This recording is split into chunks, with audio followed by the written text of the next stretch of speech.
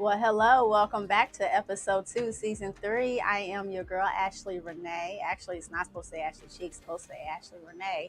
Um, but this is another episode of More Than Rubbing, and I am here. And I got Katie back because you know what happens after you leave the podcast? Because honestly, half the time I never prepare. All of this stuff is just off the fly. I never prepare. So she messaged me. She was like, you know what? There was more things I wanted to say, and I was like, well, come back. And here she is. So Katie, say hi. Hi. So last week we talked about erections. And right? being comfortable in our and own being skin. comfortable in our own skin. Right. So let's just clear some things up from that first episode, right? So what's the first thing you want to clear up? I'm not always comfortable in my own skin. I'm like never comfortable in my own skin. So it's not just about the skin. And I made that comment about wearing makeup, and like that has nothing to do with it. I was nervous. I was excited. This was new for me. My brain just, the camera turned on and my brain went away. It goes. But no, it's about accepting yourself. Yeah. Physically, mentally, emotionally, and I really struggle with mental health. So for me, being comfortable in my own skin is more about accepting myself, appreciating my body and the things that I do in the world and the life around me. Like, it's so much deeper than just your skin. It's being able to talk up and say what's on your mind and being comfortable in that situation and like what's going on in your head. It's if you're neurodivergent or if you're just differently abled, being comfortable being in your setting and your surrounding. Like, yeah, but on the flip so side, a lot of people have to accept that part of you too.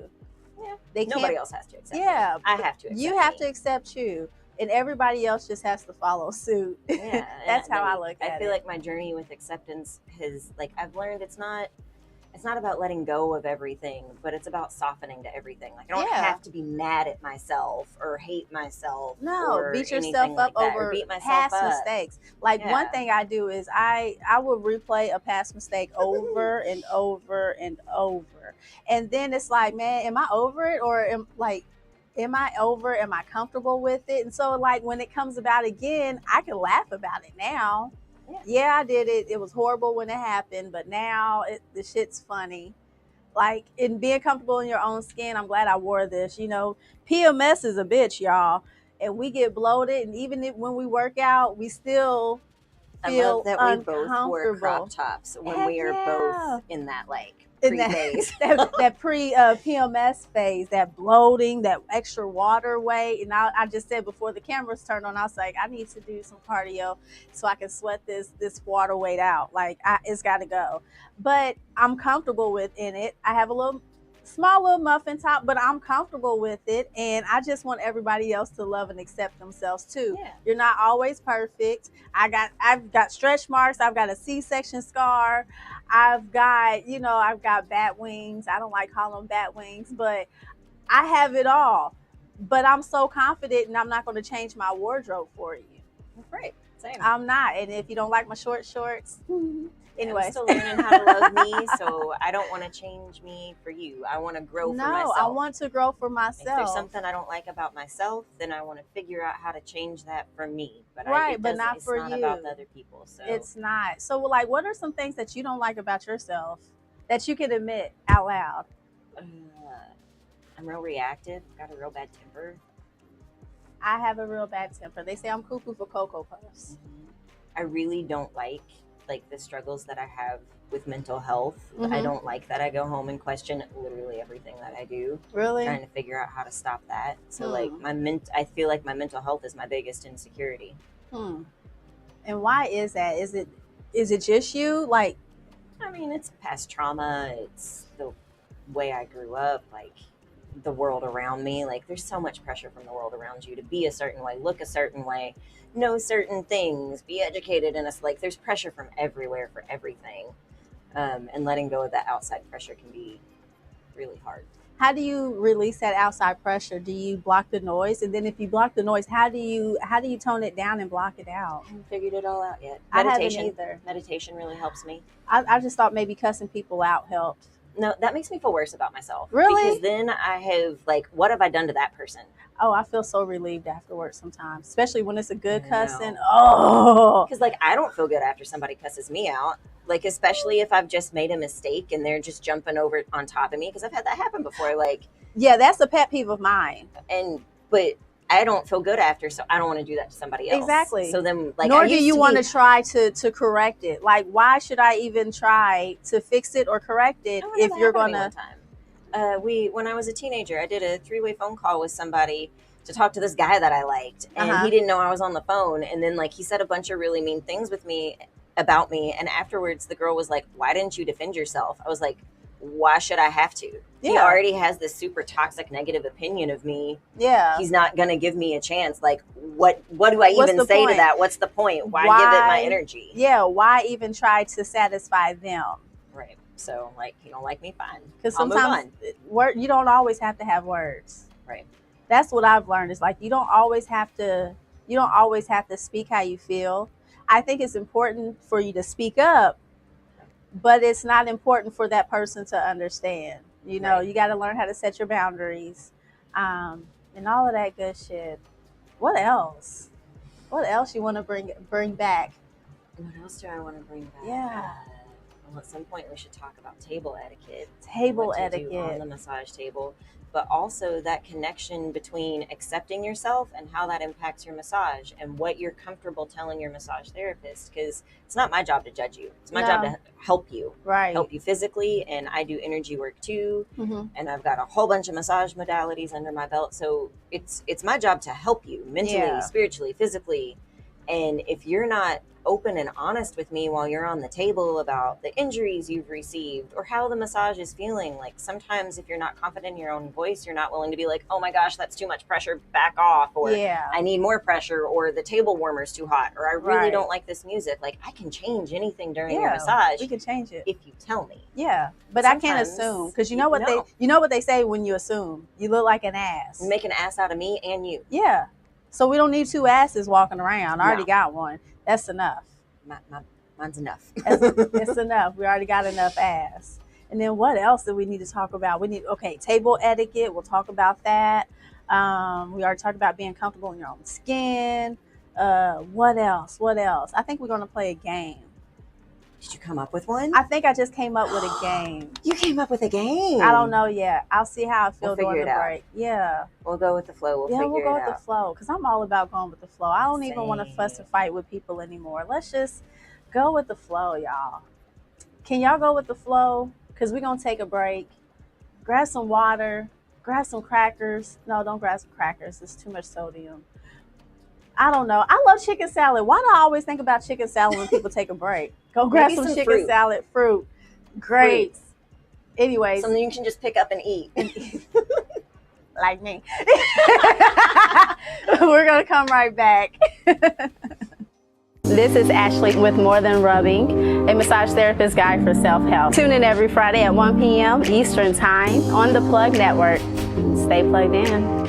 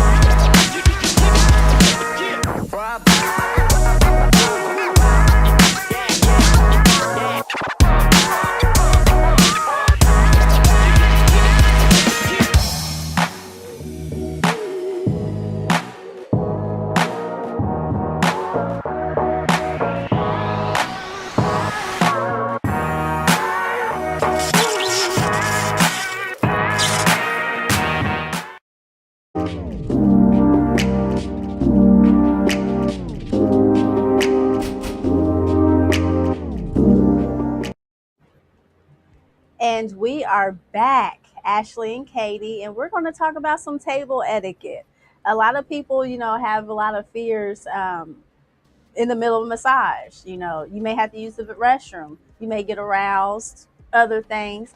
There's rules and regulations to this shit, Just speak up, be vocal, and we'll be able to accommodate and adjust, right?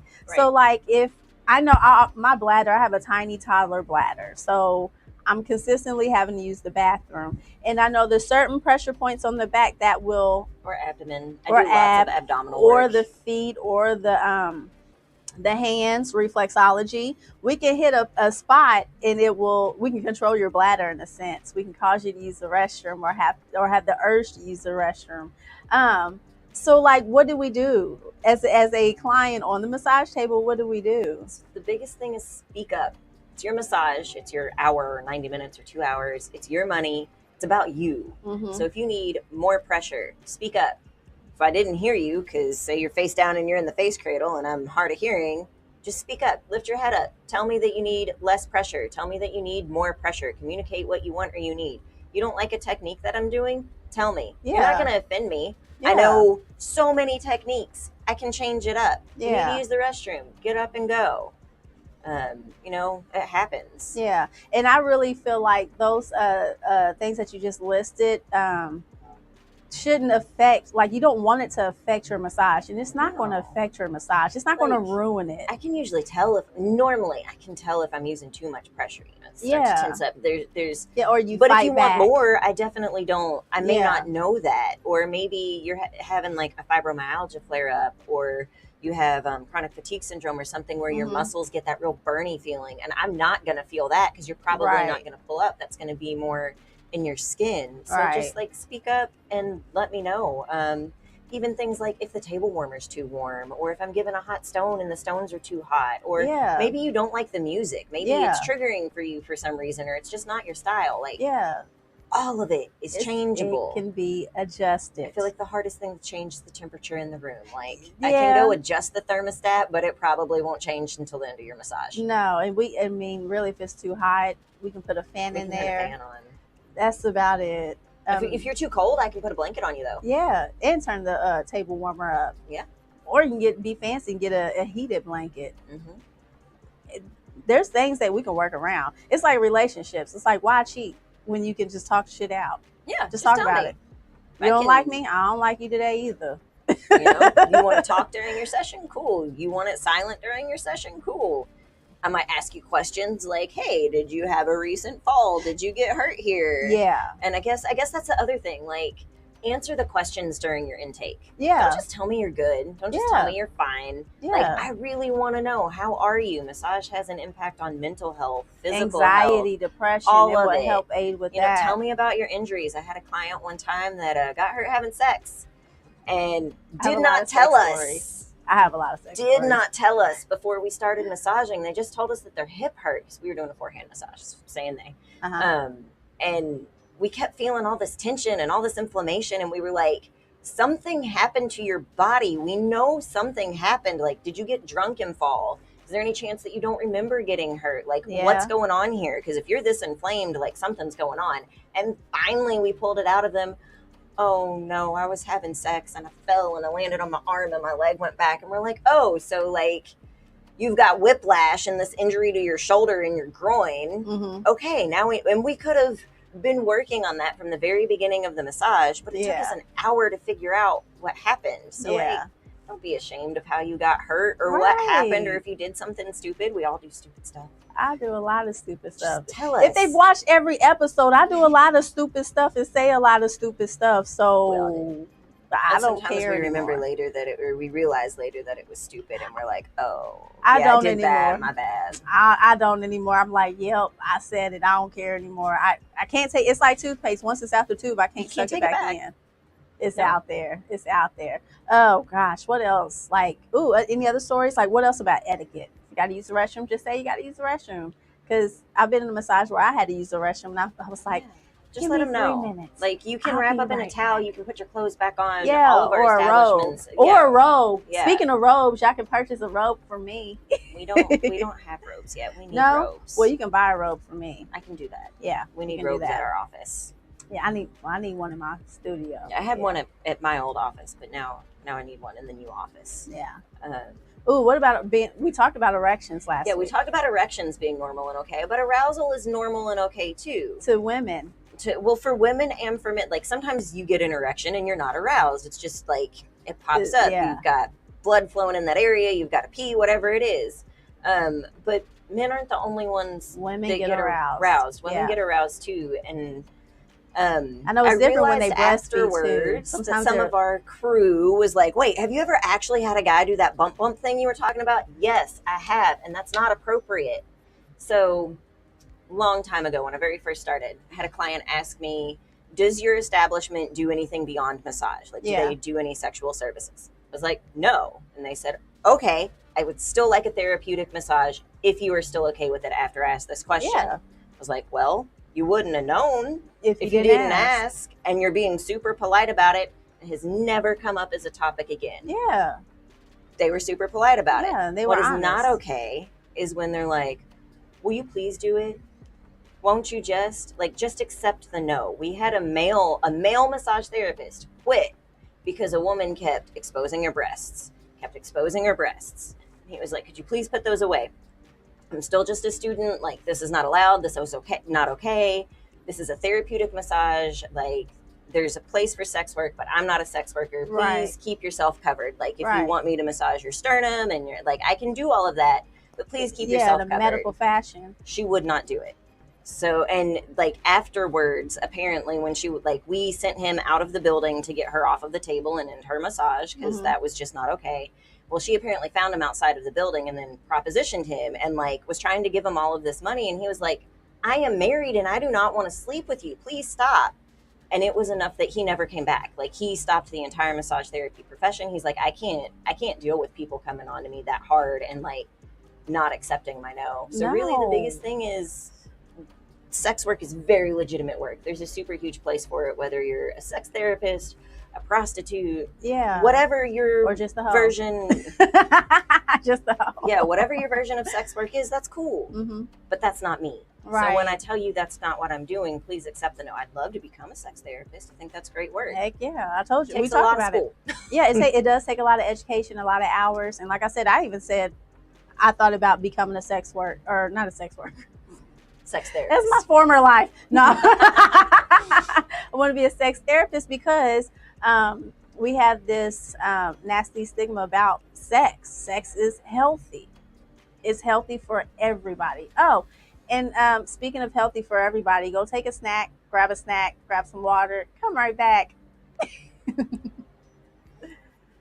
This is Ashley with More Than Rubbing, a massage therapist guide for self-help. Tune in every Friday at 1 p.m. Eastern Time on the Plug Network. Stay plugged in.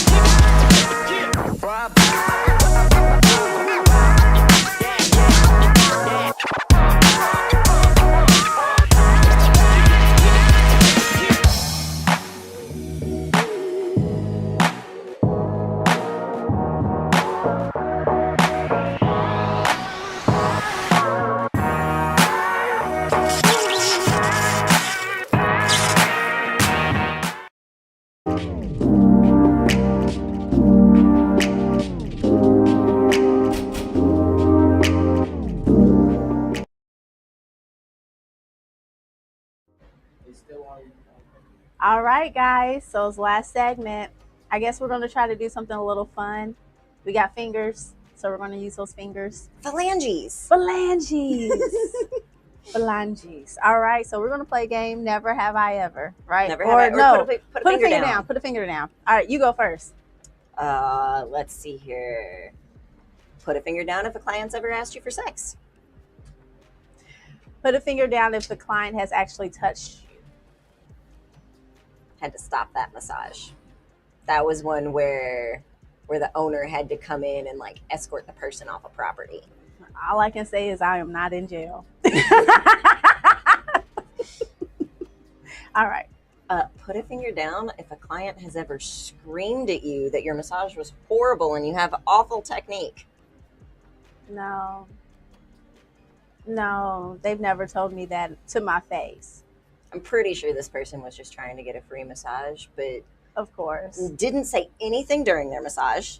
Of course, they always tell you it's great during the massage. And like they were like, "That's the best back massage I've ever had." Like, your leg work sucks, and like started cussing at me, and I'm like, deer in headlights. I'd be like, bitch, and I was a month out of massage school.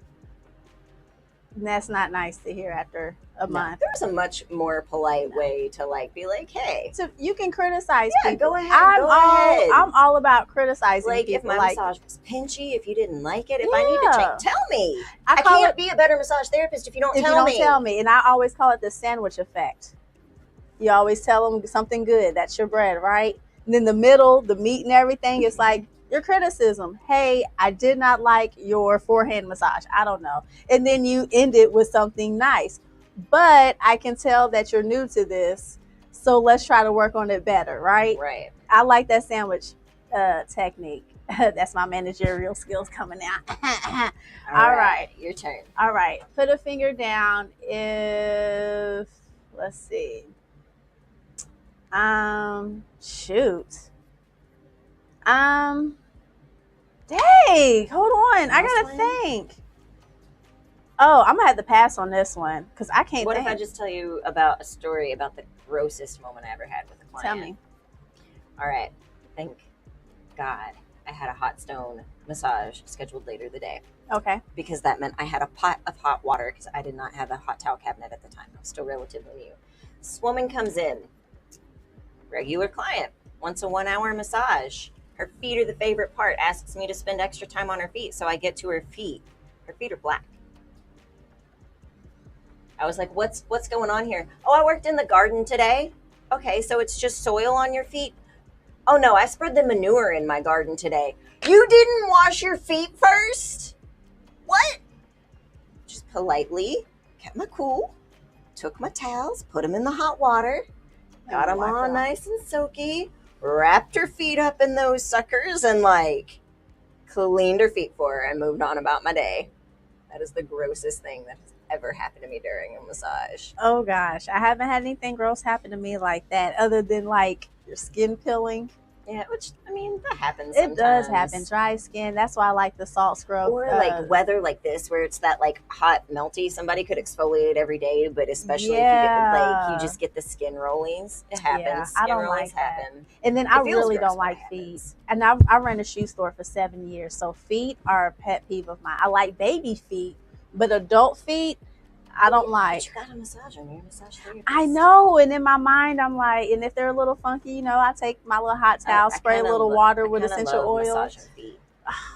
I mean, of course I get it, but I ran a shoe store for 7 years, and this lady came in, needed some open-toe sandals, and when she pulled off her sock, it was like all this white powder came out, and I was like, what the hell is that? And then like, behold. Huh? Did she powder her feet first, or was it her skin? Listen. So beyond the smoke, this powdered smoke, I look and it just looks like her feet have algae growing on them, like white, black, green. I was just like, what the hell is this? Oh yeah. Like, ma'am, you can't try on shoes. If you do, you have to buy these. Yeah. No. So ever since then, I've never liked feet. Well, I can understand. She ruined it. She really did. It was nasty. It was disgusting. And she bought those shoes too because I wasn't changing the size. I was hyping her up. Yeah. Your big toe's not hanging over. I need you to pay for the shoes and walk out with them. And there's no returns. No, there's no returns. No. I'm not afraid to tell a client they need a pedicure. But also, I wish we had more places, like if anybody knows of a good pedicure place that like gives the medical type of pedicure, like, Oh, yeah. I need to know where that is, because the last place we went messed up my husband's toe. I don't think there is. But I have clients that I'm like, you really need to go, like, Medically, you need a pedicure. you need a pedicure. Yeah. Like, you need someone to monitor your feet for you. You've got some stuff going on down there, and like that's not my wheelhouse. I can't treat that for you. No, I'll just rub oil on them. Throw a little essential oils on it if they stink. And keep Well, and it I'm an moving. aromatherapist too, so like I can get you the blend that I think will help, like in a homeopathic way, but Ooh. I can't diagnose you. So like sometimes I'm like, okay, I think this is fungus and you can put this on it and it might help, but it also might be like so far gone that this isn't going to be strong enough. I think that's what it was. I think that's what was on that lady's foot was fungus. Yeah. Just like I believe in medicine. It helps. Yeah.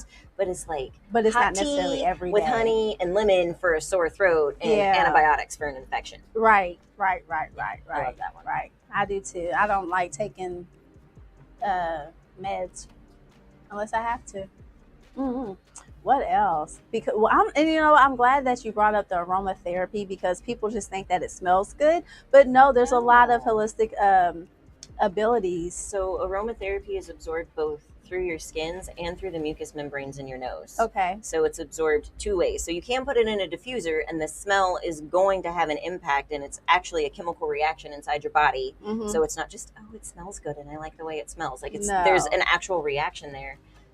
But there's also when it's absorbed through your skin, then that absorbs into your body and has different properties and things like that. Like lavender is a huge antiseptic, so it smells good, but it's clean also a wound. so It cleanses. does many things. So I'm really does into tea tree. homeopathic Yeah. natural So medicine. doesn't tea tree oil? Tea tree oil is a good one. Thyme. Thyme or rosemary is good if you have a stomach ache. Mm-hmm. A little dab of rosemary, or actually 2 or 3 dabs of rosemary and a little bit of coconut oil, and rub it on your stomach, and it'll relieve that. What's good for headache? Eucalypt peppermint. Peppermint, put a few dabs. Or spearmint. For some people, yeah. Peppermint's like too strong strong and spicy. So spearmint's also good. Peppermint, spearmint, wintergreen, all of those are also really good muscle analgesics. So you can like do a muscle rub out of that. Black pepper falls into there too. Yeah, I haven't used black pepper. Not the black pepper that we cook with, but the essential oil. Black pepper. I haven't used that. So I'm gonna have to do a whole segment on aromatherapy. That's what I'm gonna have to do. She's coming back, y'all. So I'm glad you guys are tuning back in, so we can clear things up, because we could be nasty and just say a lot of things that we really don't mean, but you know what we mean, right? All right, guys. So I'm Ashley. This is Katie, and I will see you guys next Friday. This is Ashley with More Than Rubbing, a massage therapist guide for self-help. Tune in every Friday at 1 p.m. Eastern Time on the Plug Network. Stay plugged in.